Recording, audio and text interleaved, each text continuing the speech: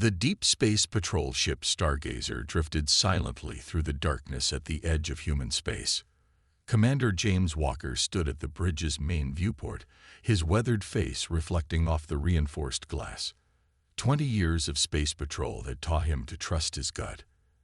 And right now, his gut was screaming that something wasn't right. "Sir, sensors are picking up an anomaly at bearing 047, reported Tom Evans from his station. The young officer's fingers danced across his console, bringing up more detailed readings. "It's big, whatever it is." Walker turned from the viewport, his boots making soft sounds against the deck plating. "Define big, Lieutenant." "Bigger than anything we've got in the fleet, sir." Initial readings suggest it's nearly 4 kilometers in length. A low whistle escaped Walker's lips. The largest ships in the United Earth Defense Fleet barely reached 1 kilometer. He walked over to Evans' station, studying the preliminary scans. The object was holding position, showing no signs of movement or power emissions. "Get us closer, but maintain safe distance." "Full sensor sweep," Walker ordered. He activated the ship-wide comm. "All hands, this is the commander." "Battle stations, this is not a drill." Red warning lights bathed the corridors in their dull glow as crew members rushed to their posts. Walker watched as the Stargazer's tactical officer, Lisa Green, brought the ship's weapons online. Better safe than sorry in unexplored space. As they drew closer, the massive shape began to take form on their viewing screens. What they saw made every person on the bridge stop and stare. It was unmistakably a warship, but unlike anything they'd ever encountered. Its hull was angular and aggressive, covered in what appeared to be weapon ports and launch tubes. But what caught Walker's attention wasn't its size or its obvious military purpose. It was the markings on its hull. "Those are English letters," Green said, her voice barely above a whisper. Walker leaned forward, squinting at the enhanced image. There, clear as day on the ship's hull, was writing in standard Earth English. "UES PARADOX 2947. "That's impossible," Evans muttered. "That's 490 years in the future." Walker felt a chill run down his spine. The year was 2457, and they were looking at a ship that claimed to be from 5 centuries ahead of them. Either this was an elaborate hoax, or they were dealing with something far beyond their understanding. "Any power readings?" Walker asked, keeping his voice steady despite the growing unease in his stomach. "Minimal, sir," replied Green. "Life support seems to be functioning at a basic level, but main systems appear to be dormant. No signs of crew, no active weapons, no shields. She's just floating there." Walker made his decision. "Send a detailed report back to Fleet Command. Request immediate support. In the meantime, we're going to take a closer look." He turned to his executive officer, Mike Rogers. "Prepare a boarding team. Full hazard gear, weapons cold but ready. I'll lead the team myself." Rogers began to protest, but Walker cut him off with a raised hand. "This could be first contact, a trap, or something we can't even imagine. I need my best people on this, and I need to see it with my own eyes." An hour later, Walker led a team of 6 through the Stargazer's airlock and into space. Their magnetic boots engaged as they landed on the mysterious vessel's hull. Up close, the ship was even more impressive. The metal beneath their feet was smooth and unmarked, showing no signs of micrometeorite impacts or space debris, as if it had just left the shipyard. "Engineering, what do you make of this hull material?" Walker asked through his suit's comm. Chief Engineer Roy Thompson ran his scanner over the surface. "Sir, these readings don't make sense.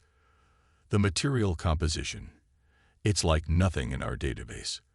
The molecular structure seems to be actively repairing itself. Self-healing metal. In 2457, that's still theoretical. They found an airlock, and surprisingly, it responded to their universal emergency codes." The team exchanged worried glances. How could a ship from the future recognize current emergency protocols? As the airlock cycled, Walker's mind raced with possibilities, none of them comforting. The interior of the ship was dark, illuminated only by their suit lights and occasional strips of emergency lighting along the floor. The corridors were wide enough for 3 people to walk side by side, with ceiling heights that suggested the designers had efficiency in mind rather than comfort. "Atmosphere is breathable," Thompson reported, checking his instruments. "Temperature 18 degrees Celsius, standard pressure. Life supports functioning perfectly." Walker kept his helmet on anyway. "Stay alert. We don't know what automated systems might still be active." They made their way through the ship, following the emergency lighting that seemed to activate just ahead of them, as if the ship was guiding them somewhere. The architecture was clearly human in design, but everything felt advanced, streamlined, evolved. "Commander," called out Security Officer Jack Miller, "you need to see this." They had reached what appeared to be a command center. As they entered, lights flickered on, and holographic displays sprang to life around them. The technology was leagues beyond anything they had, but the layout was intuitive enough that Walker could recognize it as a bridge. "Can anyone read these displays?" Walker asked, studying the holographic text floating in the air. "Sir," Evans said, his voice shaking slightly. "They're in English. Look at this one. It's showing the ship's log. Last entry dated August 15, 2947. Walker approached the main console. As he did, a soft blue light emerged from the ceiling, coalescing into a human-sized hologram. The figure was clearly an artificial intelligence avatar, designed to look like a middle-aged man in a uniform they didn't recognize. "Welcome aboard the UES Paradox," the hologram said, its voice perfectly human. "I've been waiting for you, Commander Walker." The team raised their weapons instinctively, but Walker held up his hand. "At ease," he ordered, though his own heart was racing. "How do you know my name?"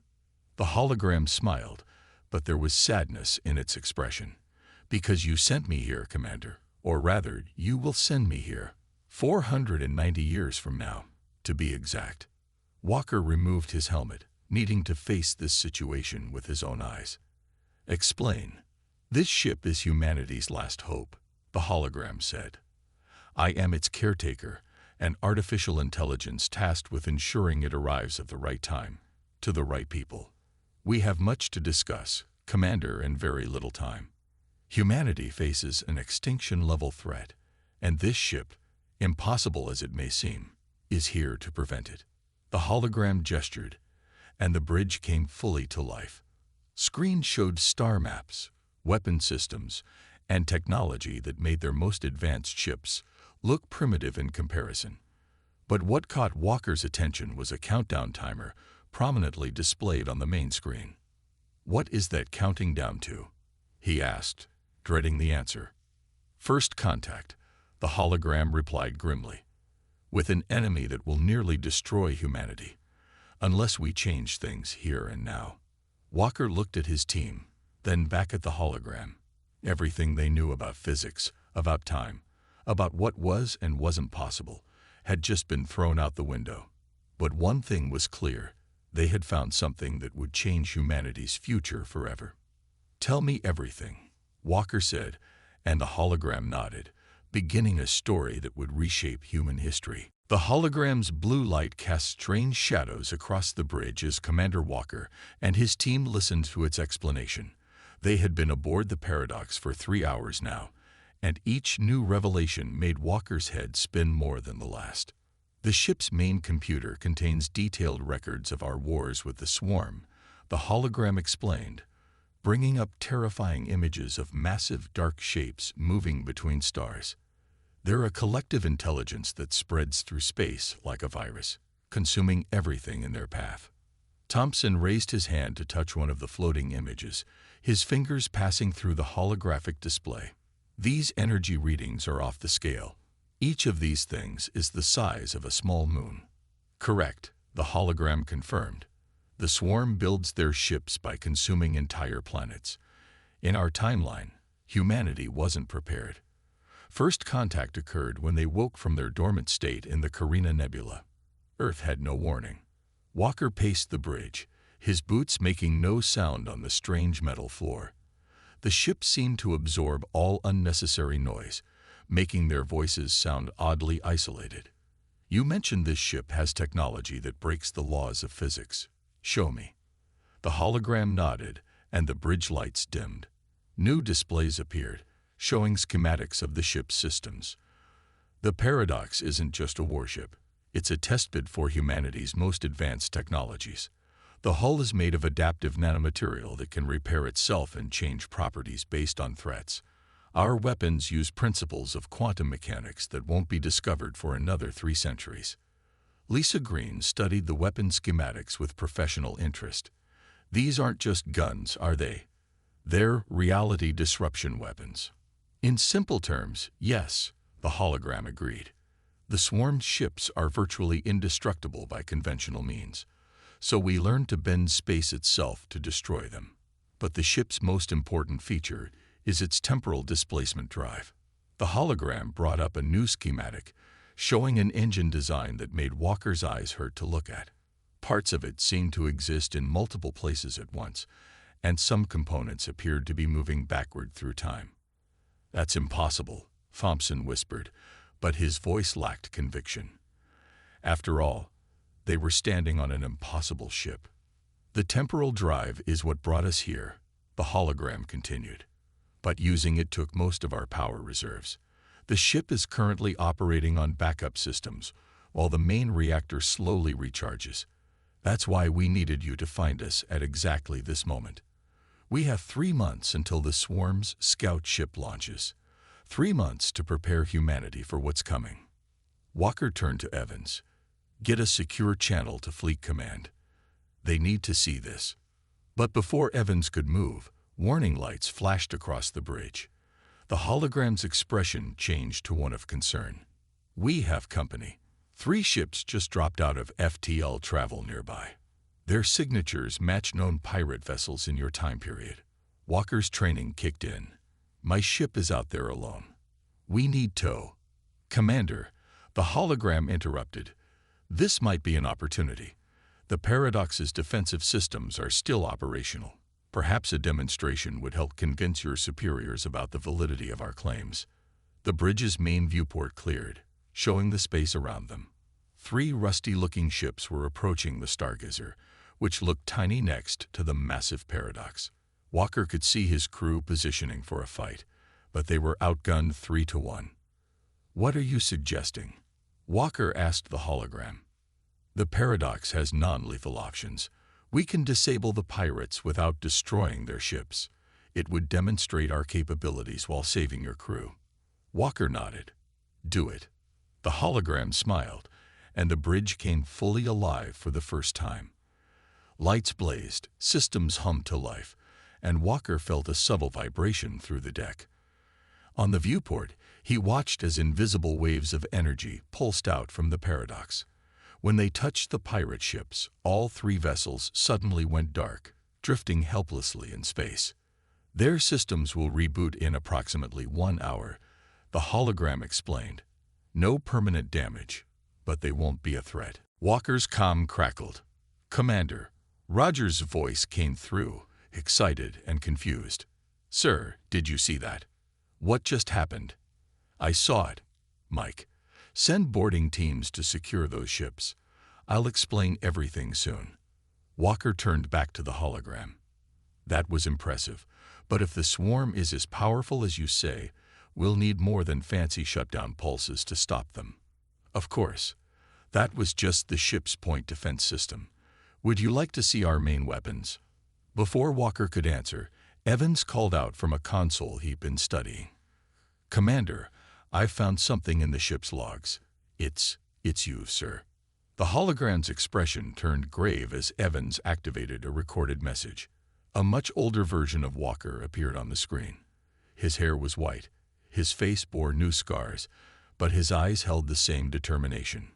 "If you're seeing this, then the Paradox made it," the older Walker said. "I know how crazy this all seems. I remember standing where you are now, trying to make sense of it all. But everything the ship's AI tells you is true. The swarm is coming, and we have one chance to stop them before they destroy everything we love. The recording continued, showing footage of massive battles, of Earth's cities in flames, of humanity fighting a desperate war against an enemy that seemed unstoppable. The older Walker explained how they'd found the swarm's weakness too late, how the temporal drive was their last desperate gamble. "Don't make the same mistakes we did," the recording concluded. "Don't wait. Don't debate. Act now, while they're still sleeping. The ship knows what to do. Trust it. Trust yourself. Good luck." The bridge was silent after the recording ended. Walker's team looked at him, waiting for his reaction. He took a deep breath, feeling the weight of two timelines resting on his decisions. "Show me everything," he said to the hologram. "Every weapon, every system, every piece of technology we have.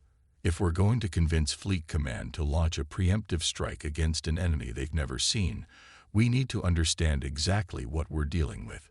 The hologram nodded, and new displays appeared around them. As Walker and his team began to learn the secrets of humanity's most advanced warship, alarms were already going off in Fleet Command. The Paradox's arrival had changed everything, and there was no going back. In the darkness of space, the massive ship hung silently, its hull reflecting distant starlight. Inside, the future of humanity was taking shape, guided by a commander who was both learning and teaching himself how to fight a war that hadn't happened yet. The countdown to the swarm's awakening continued, marking the time humanity had left to prepare for the greatest fight in its history. Fleet Admiral Marcus stood at the head of the Emergency Council table, his face grim as he studied the holographic projections showing the Paradox. 2 weeks had passed since Walker's discovery, and Earth's military leadership had gathered in the underground command center beneath New Geneva to decide humanity's next move. "Let me be clear about what you're suggesting, Commander Walker," the Admiral said, his voice echoing in the silent room. "You want us to launch a preemptive strike against an alien species we've never met, based on information from a ship that claims to be from the future." Walker stood straight, meeting the Admiral's gaze. "The evidence is irrefutable, sir. The Paradox's technology alone proves its origin. Dr. Torres, please explain your findings." Dr. Maria Torres stepped forward, her dark hair streaked with gray. As Earth's leading physicist, her opinion carried weight. "The ship's temporal drive isn't theoretical. It works. We've confirmed it by studying the temporal wake still surrounding the vessel. This ship truly is from our future." The room erupted in murmurs. Admiral Marcus raised his hand for silence.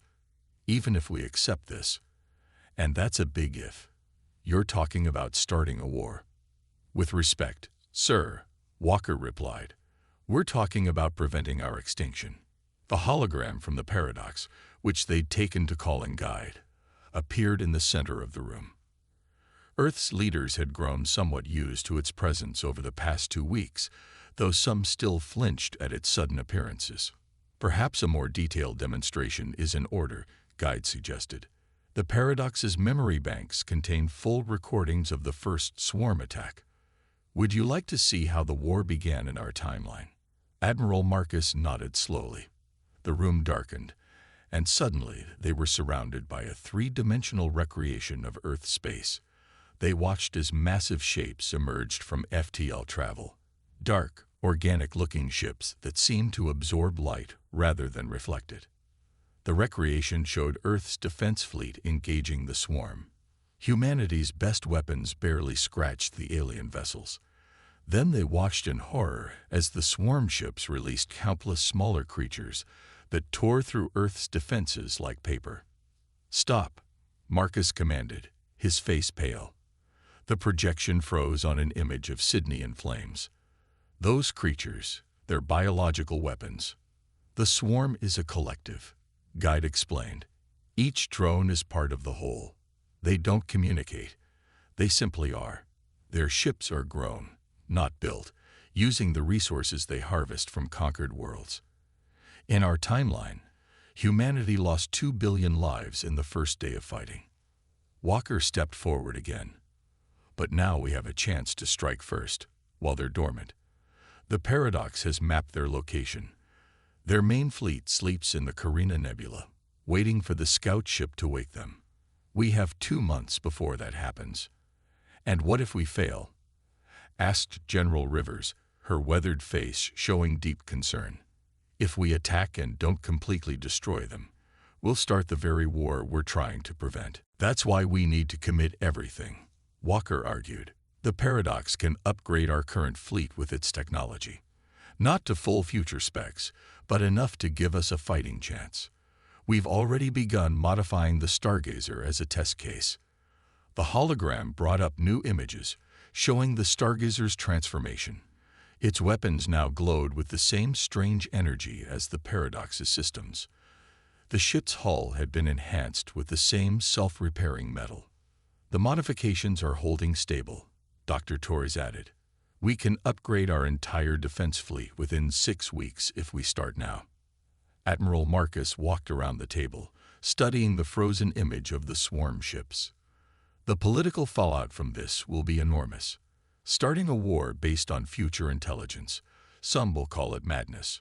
Better than the alternative, Walker said quietly. He nodded to Guide, who played one final recording. The older Walker appeared again, but this time he wasn't alone. Behind him stood a group of children in worn clothing, their faces dirty but determined. These are the last human children, the recording said, born in underground bunkers, never seeing the sun. They're the reason we built the Paradox, the reason we broke the laws of physics and time itself, because humanity deserves better than extinction. These kids deserve a future. The recording ended, leaving the room in heavy silence.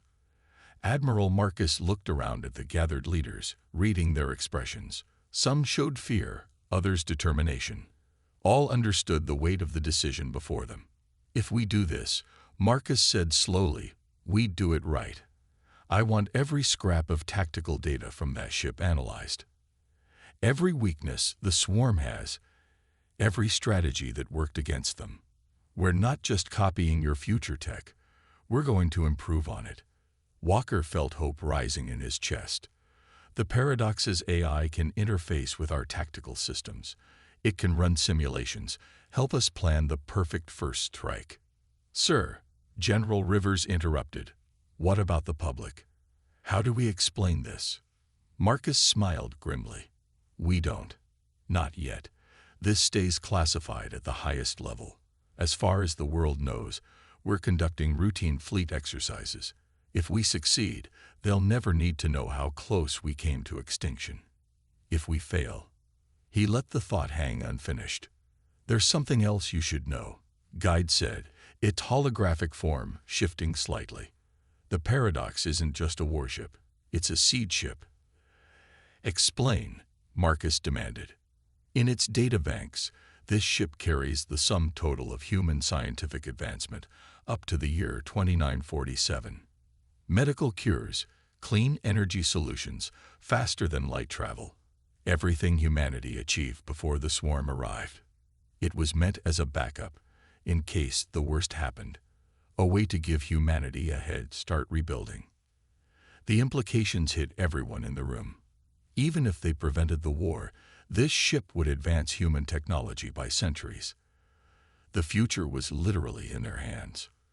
Commander Walker, Marcus said, his decision made.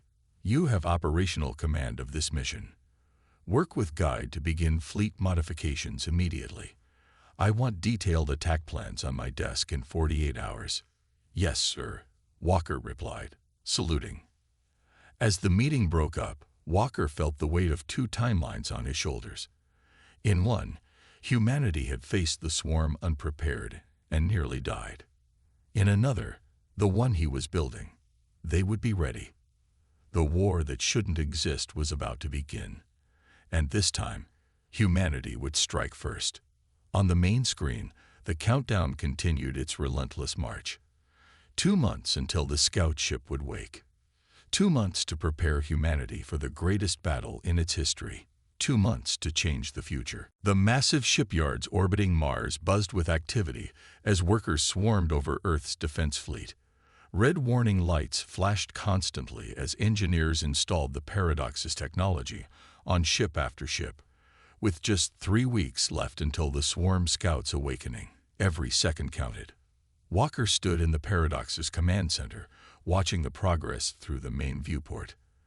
The ship had become humanity's most advanced teaching tool, its AI working around the clock to train crews in operating the new weapons and defense systems. Status report. He called out to his team. 70% of the fleet has been upgraded. Thompson replied from his station. The chief engineer looked tired but satisfied.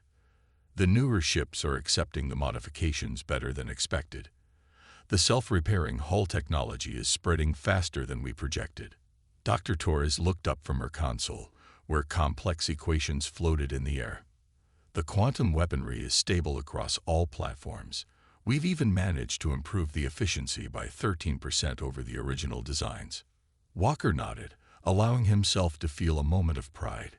In just 6 weeks, humanity had advanced its technology by centuries. But would it be enough? Guide. He called out, and the AI's hologram appeared beside him. Show me the latest simulation results. The air filled with a tactical display showing their planned attack on the swarm's dormant fleet. Hundreds of upgraded Earth ships, led by the Paradox, would emerge from FTL travel directly above the sleeping alien Armada. Their first strike would use the Paradox's most powerful weapon, a quantum cascade that would tear apart the fabric of space itself. Success probability has increased to 67%, Guide reported. If we can destroy 40% of their ships in the initial strike, the remaining swarm vessels will be too disorganized to mount an effective defense. And the scout ship? Walker asked. Our advance team is in position, Guide confirmed. A new display showed 5 ships hiding in the debris field near the scout's location. They're ready to prevent its awakening if anything goes wrong with our main assault. Walker's comm unit chimed. Commander, Admiral Marcus's voice came through. We need you in the war room. There's a situation. 15 minutes later, Walker stood before the Admiral and Earth's other military leaders. The atmosphere in the room was tense. We have a leak, Marcus announced without preamble. Someone talked. The public knows about the Paradox. Walker's heart sank. They'd managed to keep the operation secret for weeks, explaining away the fleet modifications as routine upgrades. But now, how bad is it? He asked. General Rivers activated a display showing news feeds from around the world. Headlines screamed about time travel, future wars, and alien invasions. Protests had already begun outside military bases. Half the population thinks we're lying, Rivers said. The other half thinks we're about to start an unjustified war. We have peace groups demanding we attempt communication with the swarm first. That would be suicide, Walker argued. The recordings from my future self prove the swarm doesn't communicate. They consume. That's all they do. We know that, Marcus said heavily, but the public doesn't have access to those records. All they see is us preparing for a massive attack on an unknown species that hasn't done anything to us yet. Then show them, a new voice said. Everyone turned to see Guide's hologram appearing in the center of the room. Show them everything. Walker understood immediately. The full recordings, not just the tactical data, but the human cost. The refugee camps, the last cities, the children. Marcus shook his head. The panic will be nothing compared to what happens if we don't act. Walker interrupted. Guide, can you broadcast to every screen on Earth? Yes, the AI replied. The Paradox's quantum communications can override any receiving device. We can reach everyone simultaneously. Marcus stood silent for a long moment, weighing the options. Finally, he nodded. Do it. Show them why we have no choice. What followed was 2 hours of unfiltered truth. On every screen on Earth, every phone, television, and computer, people watched the future that had been. They saw the swarm's arrival. the destruction of cities, the death of billions. They saw humanity's desperate last stand, the years of fighting, the final plan to send the paradox back in time. But most importantly, they saw the hope. The upgraded fleet, the new weapons, the chance to prevent it all from happening. When the broadcast ended, the protests outside military bases had transformed into recruitment lines. Public opinion has shifted. Rivers reported, reading the incoming data, 93% support for military action. We're getting volunteers from every nation on Earth. Walker turned to Marcus. Sir, we need to accelerate the timeline. Now that our preparations are public, we have to assume the swarm might have some way of detecting our activities. We can't risk them waking early. Agreed, Marcus said. How soon can the fleet be ready? Walker consulted with guides silently through his neural link. Another piece of future tech they'd adapted. 4 days to complete the essential upgrades. We'll have to finish the rest en route. Make it 3, Marcus ordered. I want every ship ready for FTL jump by then. We hit them hard, we hit them fast, and we don't stop until the threat is eliminated. As the meeting broke up, Walker felt a strange sense of déjà vu. How many times had his future self stood in similar rooms, making similar plans? But this time was different. This time, they weren't fighting for survival. They were fighting to prevent the war entirely. Back aboard the Paradox, Walker walked the now familiar corridors to the ship's heart, a massive chamber housing the temporal drive. The device pulsed with impossible energy, parts of it existing in multiple times at once. This was humanity's greatest achievement, born from their darkest hour. 3 days, he said to Guide's hologram, which had followed him. Can we do it? We already did, Guide replied with a slight smile. In another timeline, one that will now never exist. But the question isn't whether we can do it, it's what will become afterward. This ship carries more than weapons, Commander. It carries a future where humanity reaches for the stars not in fear, but in hope. Walker placed his hand on the temporal drive's housing, feeling the subtle vibrations of power flowing through it. Then let's make sure we live to see that future. Above Mars, the upgraded fleet assembled in formation. Ship after ship took position, their new weapons glowing with quantum energy, their hulls rippling with self-repairing nanomaterials. At their center, the Paradox hung like a sword of Damocles, an impossible ship preparing to prevent an impossible war. The countdown to humanity's first preemptive strike continued its relentless march. 3 days until they would change the future. 3 days until they would wake the sleeping giants. 3 days until they would learn if one temporal paradox could prevent the extinction of the human race. The vast emptiness of the Carina Nebula lit up with the sudden arrival of humanity's fleet. Nearly 300 ships dropped out of FTL travel simultaneously, their upgraded hulls gleaming with quantum energy. At their center, the Paradox emerged like an avenging angel, its massive form dwarfing even the largest Earth vessels. Walker stood on the Paradox's bridge, his hands gripping the tactical console as he surveyed the scene before them. In the nebula's swirling gases, dark shapes floated motionless. The dormant swarm fleet, each bioship was the size of a small moon, their black surfaces absorbing both light and sensor scans. All ships report ready, Evans announced from his station. Quantum weapons charge. Shield harmonics synchronized. Scout ship status. Walker asked, his voice steady despite the tension. Strike team confirms the Scout remains dormant, Guide's hologram reported. They're in position to prevent its awakening. Walker took a deep breath. Everything they'd prepared for came down to this moment. He opened a channel to the fleet. All ships, this is Commander Walker. You know why we're here. In another timeline, these creatures destroyed our world. Today, we make sure that future never happens. Stand ready. He nodded to Guide. The AI's hologram expanded, interfacing directly with the Paradox's systems.